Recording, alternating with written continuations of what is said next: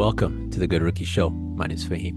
And my name is Nelly J, y'all. And we are Good Rookie. That's right. What's going on, everybody? Happy Good Tuesday. And guess what? It's the Good Rookie Show. Yep. Yeah. What's going on, y'all? As you know, we're your hosts coming to you from Toronto, Canada, the 6th. And we bring you the hottest topics in sports and culture. Okay. So guys, this week, excited, March Madness for him. I've watched so much college basketball. It's been so much fun, both men's and women's. And NC State, both of their teams are in the Final Four. First time in school history. Woo! The men's was ranked 11th, women's were ranked 3rd. It's just a beautiful thing. So I've been enjoying the DJ story. We got Isaiah James and Sanaya Rivers, and it's just been a fun tournament. But yeah, so Faheem, in light of NCAA tournament, can you guess which team has the most NCAA titles in the Final Four? Men's, right? Yes, men's. Okay. Most titles. I'll go with Kentucky. I know they have the most players. So that's a good one. They've had the most appearances. Okay. Appearances for sure. So that's really good for the men's. But the reason why you probably forgot about this team is because when they were winning, we were very, very young. Their stretch was from 1964 to 1975. Oh, I know it doesn't count. Probably know. Yep, you got it. Go ahead. No, I don't know. Is it UCLA? Of course, Kareem. Right. Yep. Kareem Abdul-Jabbar. 11 national titles in a 12-year stretch. Wow. For the men's. And the women's. That's dominance. Mm-hmm. Yep. And the women's side, you probably can guess the women's who's won the most. Like, just think about like the greats and who went to what school for the women's side. No, UConn, Diana Taurasi, yeah. Stewie, Rebecca Lobo. Yep. A lot of people went to UConn. Yeah. So they have 11 titles for the women's side. So, and their run was, from I would say from 1995 to, modern day. So we probably lived more of the UConn women's title than the men's since 2016 weren't alive. But yeah, so I thought it was a little fun little trivia for us to kind of remind us that UConn has a men's team in Final Four. The women's, they're playing USC. So we're recording the Sunday, y'all. They're playing USC. So the UConn could have the women and the men, like NC State. So by the time this episode finds out, we'll know who, if they won or not. But yeah, just, great seeing how the women's game has come this far in the men. So anyways, back to you. So real quick, I want to say, first of all, NC State, not a basketball program. So just fact that they have men's, I don't know on the women's side, I can't speak for that, but I know on the men's side, it's usually in North Carolina, it's like Duke and it's North Carolina Tar Heels. And North Carolina State Wolfpack, not really a program. So yeah, I'm actually impressed that they are here. They are with the men's and women's. That's one. Second part was in regards to UConn. They're missing their best player, are they not? No, Paige is playing. She on is. The women's side or the men's? Yeah, Paige is playing. Yeah. Really? Okay. I thought she was out for some reason. Okay. No, yeah. So last year she got hurt. This year, Paige, she is playing. That's why they made it this far. But they're missing 6 of their rotational players, I believe, the last couple of weeks. And I think right now they're missing a couple key players due to injuries. But, Paige and Aaliyah Edwards, Toronto, Canada's very own, they're still in the hunt to get to the Final Four. Okay. There you go. Speaking on the women, so as we know, Caitlin Clark, record holder for the University of Iowa Hawkeyes. Mm-hmm. She's, as of late, with that record, been a big name in sports. Ice Cube and the Big Three. They've actually apparently extended an offer worth $5 million for her to play 8 games and potentially 2 playoff contests in the summer. Wow. What's your thoughts, Nelly J, of Caitlin Clark in the Big Three? Anything? To be realistic, okay, this is what I think, okay, and I'll be very frank, y'all. I thought it was nice of them to do that. I thought it was really, very nice of them to offer her that. However, that to me, Fahim, was a clickbait, Hmm. a clickbait. Like, Caitlin Clark, everyone knows she wants to play in the W. That's where she wants to go.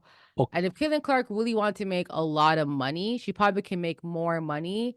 Yes, playing with the big three, I get it, but for them to really think she would take this offer seriously and accept it, I think it's just poppycock for him. so I just want to say, apparently this big three offer is not conflicting with the W. So she'd still play in the W. And you know how women after they go over to Europe and play, Yes, uh, but the this W has strict guidelines for him. You cannot play in two different leagues when you're playing with the W.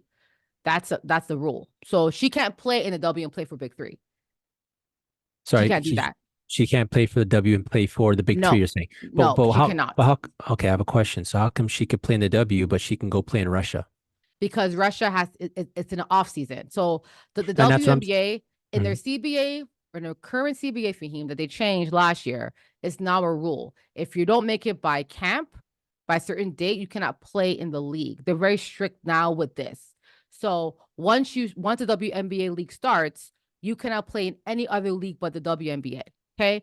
Once the WNBA league is over, then you're able to play overseas where you want to play. But by certain date, you have to be back at camp. So you're saying That's for the her to new play in law. the big three, she She, wouldn't be back she or can't. it would No, the conflicting big skid. three the big three is the same time as the WNBA for him. It's the same exact timing. So she cannot play in the big three. She cannot Yeah, play in two at the same time. The but keep in WNBA will not mind allow that. the offer is for to play 8 games and potentially two playoffs. It So does not. do you It think doesn't that matter. It's the same mm, time as the WNBA leagues for him. It's the same mm, time. It doesn't matter if it's different dates and around. The big three happens in the summertime, right? mhm, Okay, yeah. So she cannot play in both leagues. mm. For her, it have to be either or. She can't pick. She can't play for both. And obviously of the two of them, she would want to play in the W more She's than not big going to want three. to play for him. She wants to further the women's game. The big three is not what is not her mission. That's not what she wants to do. I think the offer letter to me, it was great in jest. I think it's a great marketing strategy.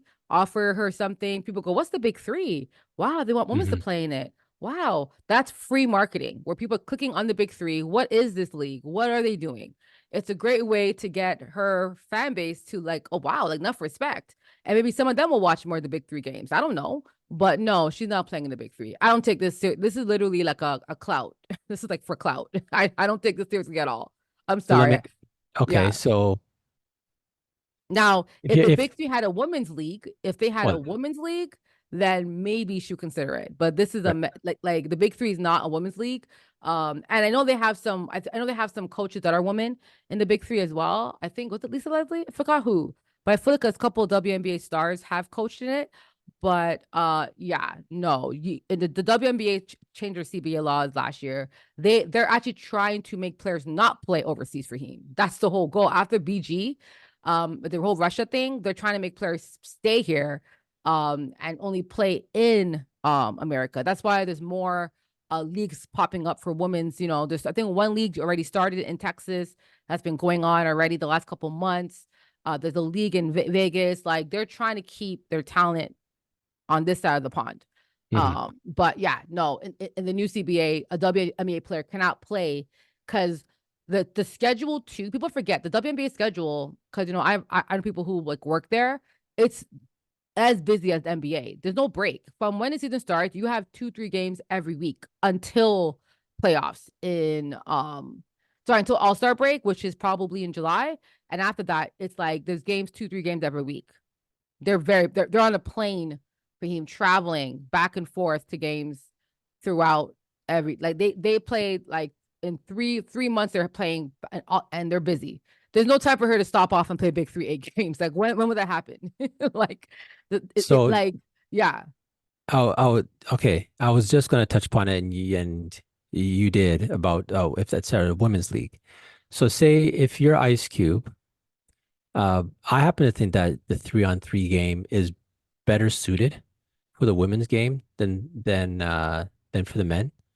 Um, just wondering why he wouldn't, or he probably will start a big three for women during. It No, depends. It can work if they have it like around the same time as the men. So if they have like maybe like because I'm not sure how the schedule works, but I'm looking now from June 15th to August 18th is when they have their schedule. So that's literally the same time as the WNBA. It's not right. is a step So so that's that so she can't play in both leagues. Number no. two, if they Yes, have a big three for the women's, yes, it can work, but it's competing with WNBA and they'll have to pay, it'll be competing directly, which is fine, but they'll have to win over talent to that league for a women's league. And they probably can because there are some women that don't make the cut for the W that by June 15th may want to play in the big three, right? But it just depends on when they pick their roster, right? Because and how many teams they pick and the money behind it. But of course, I right, mean, there's enough girls who don't get picked for the WNBA that can probably play in that league. But in terms of like incentives, they'll have to have something competing with the W for to make them want to play in the right. big three versus that. Or there could be a third option where they put the women's league on the off season for the WNBA. So have it during the NBA season, for instance. But then it's tough because the money that they're making big will have to compete against teams in overseas, and the money overseas is better. So they'll have to have like if I'm a top player, right? Like it's kind of like Messi, right? To get Messi for him, they to pay him how much money, more money, right? To get him over to play in Miami. So it would have to be something where it's incentive. It's all about incentives, right? I don't think any woman. I mean, right now there's 3-on-3 tournaments for women. The FIBA has 3-on-3 tournaments. That's happened all year Mhm. round, right? Right. Is that a bad idea? I'm just saying they're gonna have to have like the pay because again, what they're getting paid overseas, that's an incentive. So what will they be paying over here for them to stay Mhm. here, right? It's all about I'd be having it int- incentivized. But I don't think it's a bad idea. It's just depending on when they do it and who they can get in the league. Because remember, it's all about the names, right? And marketing and all that stuff. Mhm. Do you know what they get paid the average salary if you go overseas? It depends. Some countries, couple it depends on what south on what country, depends on what team, what like league, you know what I mean? The different levels of leagues out there is very, very variant. I'm not sure, but from what I've been told, it's more than a W because it's in euros or pounds, which is a higher dollar than the US dollar, right? So like I'm, if you're getting paid 80K US and you're getting paid 80K euro, that's a bigger amount, right? Than USD. But I'm not sure what the average. But I know for American players do get. Remember, it's an incentive. They want American players there, so I know they do get some good money. But what I've been heard or told, even like when DT played with Stu Bird in Russia, they were getting paid more money. BG was getting paid way more money than she would in America. So was Stewie, right? They get paid more money than they do in America. I'm not sure how much more though. They haven't disclosed that amount. okay. But I mean, I again, just looked. I looked up here. it's a good idea. I just think like it was very impulsive offer. But I don't mind it because I think it shows respect for her. But I just know that she's not gonna say yes to it. Like you know what I'm saying. So clearly, this is Mhm. something. Well, let's offer it. She said no, but at least we're showing respect. We get to be in the newsreel for a week, and they get free marketing. I think Mhm. it's great. Like I'm not even mad at it, but I'm not like I didn't give it any energy because I knew that this was it's like it's a marketing ploy. I think it's a great idea, actually. That's a great free. That's a free marketing campaign for your league for him without actually paying marketing dollars. Mhm. Because every Right. news outlet in sports picked up that offer and spoke about it and the possibility of it. So it's a great way to like talk about the big three. I really want Ice Cube League to do well. We know that I think they did a lawsuit against the NBA and different things. So I hope they do get. I know Jalen Brown played with them last year. A lot of people watch the big three because Jalen Brown played in the league. So I'm hoping they can get some big names to play in the summertime, and get some more notoriety. But Mhm. hey, if they start a women's league, that'd be dope. I think that's what we want. We want to see more women's basketball leagues over here. So I hope he does start that, and that's where you can get Caitlin Clark and maybe the Angel Reese's, get all these young stars to play in a league like that, maybe off. But playing 3-on-3 is the different world than playing 5-on-5. So, are these athletes comfortable playing on 3-on-3? Would they want to play in that type of style? Because it's different, right? There's no, I'm just staying on the block all game. You know what I mean? Like it's a different style of game. So they'll have to kind of be able, be okay playing in that. So female players, it says here, an anonymous WNBA agent has said that, and it's an estimate that 5 to 10 players make more than 500,000 in a given season. So I guess the elite, the cream of the crop players will make about 500,000. Overseas, you're saying? Yeah, Overseas? overseas. Yeah, overseas. Well, that's really good money. It is. Yeah. If you wanted the 5 to 10, it doesn't really say what the Well, drop that's what I'm is. saying. Like that's very vague. Even if they make 100,000, that's still better than what they make in the WNBA in a summer. You know what I'm saying? 'Cause remember, Oh, I those got leagues it. are I got it. longer. Okay, here we go. So the Spurs. So there's one. She made $2,700 a month in Israel, which is probably a smaller league. That's a small Um, league. Yeah. um, in Turkey, let's see, Turkey about $1,900. That's Euro. No, that's there's $100. Yeah, It's more Fahim, than I don't 19. believe those numbers. Doesn't make any sense because they're paid per game they play, not paid per month. That's not a proper currency. So depending on how many games they played per game per month, is how much they get paid. So yeah, I'm not sure. Like all I know is that they get paid more money than the W. So whatever, it Yeah. doesn't really matter what they're getting paid there. They're getting paid more money playing over there than they do here. And that's why the WNBA was forced to increase their salaries this past CBA, but it's Mhm. still not the same as what they're getting paid over there. Yeah. So All right. Yeah, Caitlin Clark, even if she were to play in the big three, I don't think she would do well. she'll have to, I mean, she can shoot, but she can't defend like the Right. opposing. You know what I'm Yeah, saying? she wouldn't do well. Unless the big three becomes a co-ed big three, they have a co-ed like league, you Yeah, know? then Like what yeah. I'm saying, there's ways And to but do it. It's just like as I'm saying, that like the offer was so abrupt and so impulsive, doesn't make any sense. but That's why I even didn't really take it seriously. Like, even if they did have a co-ed, I don't think women would do well. I don't think. I think no, this I is mean, no, co-ed leagues are fun because I've played in co-ed basketball leagues. It's 4-on-4, and how it works is that the woman guard the woman, and oh, essentially, like, yeah, like it's oh. not like that. And it even switches. It's not like it's actually So pretty what competitive. about when you have to switch off a pick or something and you're Yeah, not allowed to exactly guard the that same person? thing. But it can go both ways, right? And the goal is to hedge around or drop coverage, like whatever that is. But you know I what I'm don't know. saying? I mean, I've played in it and it's fine. It's fine. And not and honestly, the only difference is the height, but I feel like at that level, like I mean, 3-on-3 game is Well, the not height, as the athleticism, yeah, but I think there's a Fahim, but mm, it's half court. It's not full court. It's not as mhm, it's not as hard as making it seem. I've played on street ball with against men double my size, and I've been okay. You know what I'm mhm. saying? Like, you know what I'm But saying? they So weren't it's allowed not to hard. block you though.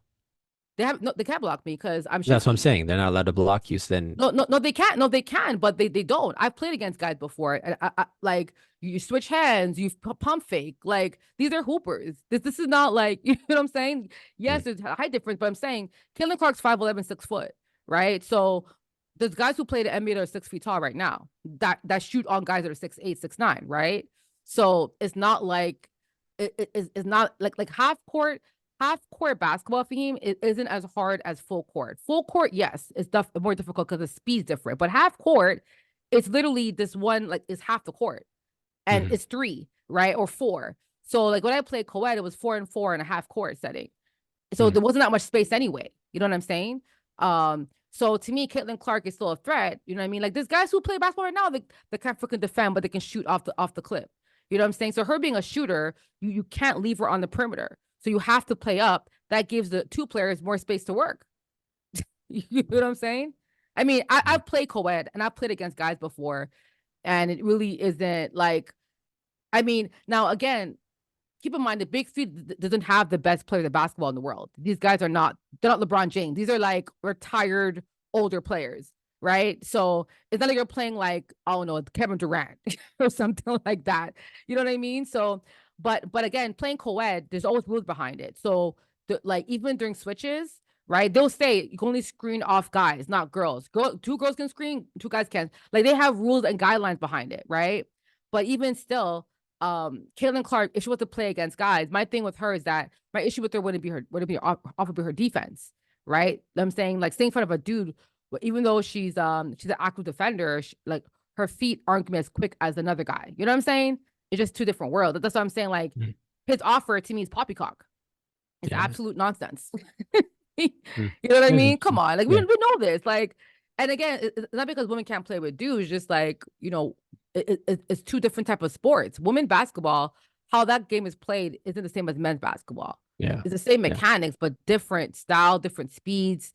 I was watching the men's games today and the women's game, just two different types of games. You know what I'm saying? Like the men's are just so much faster. They jump higher, so fast. The women's are a bit slower. They're fast too, but they're fast relatively. You know what I'm saying?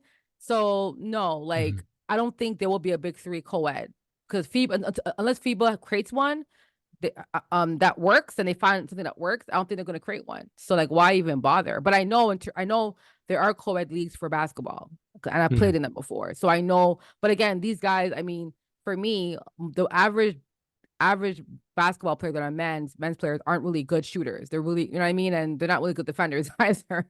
They're like regular people, you know what I'm saying? So, Mhm. for me playing against regular dudes is not really tough. You know what I'm saying? Like it's not hard, but professional guys are obviously way better, and professional women are way better than me. You know what I'm saying? So it's just all relative. But I just think this entire offer was a marketing ploy, and I think it worked. So Mhm. good job, Ice Cube. Good job. Mhm. All right. So Nelly J, let's go for the culture. For the culture, we get to highlight individuals for the culture. And today we get to highlight a basketball NBA shooting guard. He's someone, I believe he leads the NBPA. He plays for the New Orleans Pelicans. CJ McCollum. Woo! So y'all, CJ McCollum, for those who don't know, he actually comes from Ohio, another Ohio hooper, plays for the Pelicans. Been in basketball, so part in the NBA since 2013. So very, very long time. And been one of the voices in basketball. He does podcasting, like he's very verbal, thoughts and opinions. CJ McCollum has announced that he will be opening the Dream Center. It's a center in Louisiana, and it's at Westbank location. So BGC Metro Louisiana's Westbank location is aimed at inspiring lasting change in communities by providing safe and innovative spaces for youth to explore, learn, and grow by offering state-of-the-art learning resources. So there's things like laptops, tablets, small boards, virtual reality headsets, podcast equipment, you name it. This is a center for youth, right? And I love the name Faheem, Dream Center. Um, a quote from CJ McCollum, he stated that I grew up in the inner city where education wasn't always a priority. A lot of times we didn't have resources. The kids around me didn't have resources to be successful. So we want to provide kids with a head start. So Faheem, I thought this was pretty dope that he's opening up this center in Louisiana.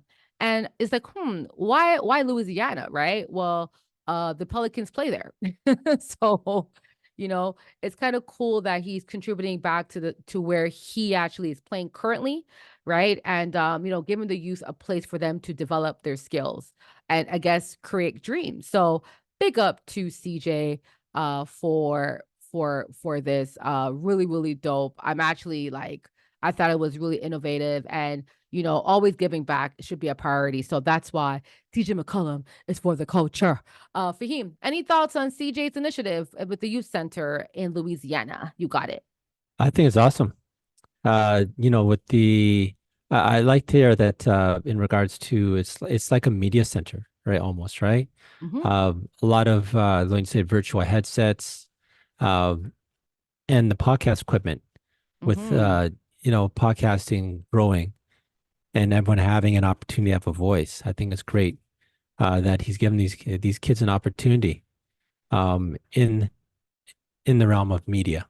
I think with a lot more options out there, and it's point of entry for media is so much lower. So who knows? Out of this, you might have this might be a launch pad to somebody getting into media from the inner city. So shout out to CJ McCollum.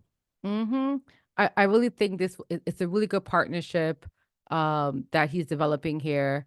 And the fact that he's really trying to push, right? He's even visited, I said, he visited the New Orleans Juvenile Justice Intervention Center. He's visited Travis Hill School, THS, in partnership with the National Basketball Social Justice Coalition. On October 18th was a day filled with inspiration, advocacy, and hope for the future. So this has been his mission of helping the youth in Louisiana and for children's rights, right? So it's really great that he's been developing this relationship within Louisiana, and now this Dream Center that's going to be opened up, being partnered with Westbank. I think that's just another way to push this. Not just justice, but giving youth a opportunity, right, to develop their skills, like you said, and be able to be a part of it. So big up to CJ. He's been really doing some great work since last year fall, Faheem, with the youth in Louisiana, and now the Dream Center announced by Boardroom he'll be doing that next. So big up to you, CJ. Big up, big up. Big up, big up. Nelly J, let's close this out with our last segment. That's absurd. That's absurd for you, bro. What was absurd this week? What was absurd? When betting on yourself goes wrong. Jontay Porter, Toronto Raptors for center / power forward. Oh, power forward. He's under investigation. Are we going with allegedly with this, Nelly J? Yeah, it's allegedly for Okay. now. Okay. We're He's going with under allegedly. suspicion. Under Under suspicion. suspicion Yes. of uh being involved in betting. And when So he so I'll give you the words because I ain't trying to be sued, bro. Okay. So let me give you the verbatim.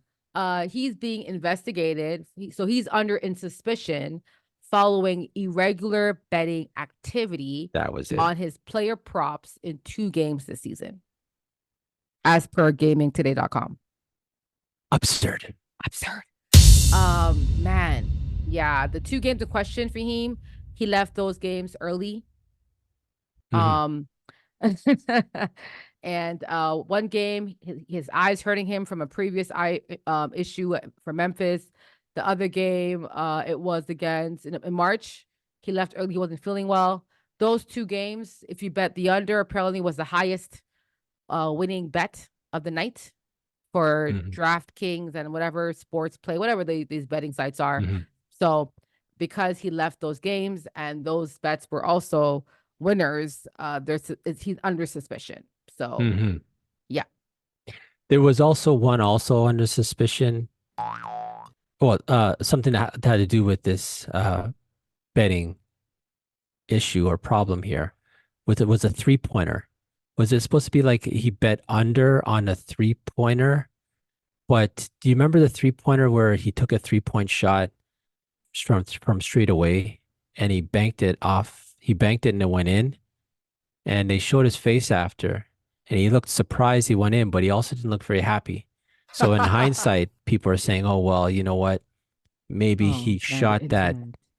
purposely to miss it, and it actually went in because that was his 1-3 of the night." And apparently there was, and allegedly, but this is apparently, he bet or not. Sorry, there was a prop on the fact that he would not hit a three, and he actually did hit the three. Oh, okay. Well, we're gonna find out. I know MPJ was saying his brother isn't like that, and people are speaking, and I don't want to, push a narrative because what if he is innocent, right? So we're gonna Hmm. find out. But it is absurd that the Raptors have been through so much for him this year, and it's like one thing Yeah. after the next, and then Jontay.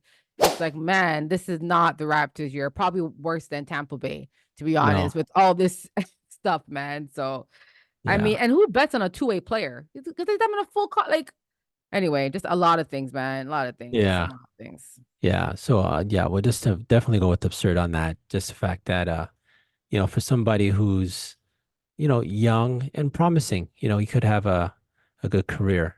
So just to have it kind of tarnished with this is not the look you're looking for. So we hope we'll give him the benefit of the doubt and say that as much as a lot of the allegations are leaning his way this way, um, could be innocent. So let's hope it clears out for it. Yeah, I mean, at this point, man, bro, just get out the way, man. Like I Hmm. don't, and I mean, like I don't know how two-way players work and how the contract works, but yo, like he ain't playing until the investigation is clear. Oh, And that's for sure. apparently, every NBA team has someone who just investigates prop bets and players' activities. All they do. So Mhm. I hope he's not, dumb enough to be caught doing this nonsense. I really hope he's not doing any of this because this is just really embarrassing if he is for him Mhm. and his family, right? And his brother, Right. So Right. hopefully it gets cleared up. Right. All right, Nelly J. Let's put this episode in the books. Y'all, that was a good Ricky show.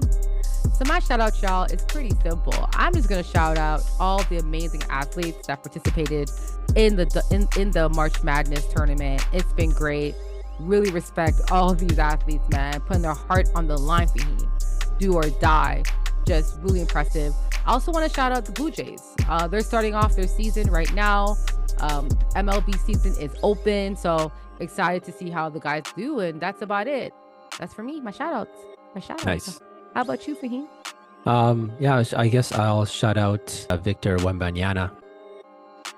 His big game he had. He's the first rookie to score 40 points and have 20 rebounds since Shaq did it in 1993. Oh, Big cool. game. Big game. So shout out on his season. And on that note, Nelly J, let's put this episode in the books. That was the Good Rookie Show. Mm-hmm. If you had a good time, enjoyed yourself, please like and subscribe and tell a friend. Faheem. On all platforms, if you're looking for us, you know what it is. It's a Good Rookie Show, and we out. Peace.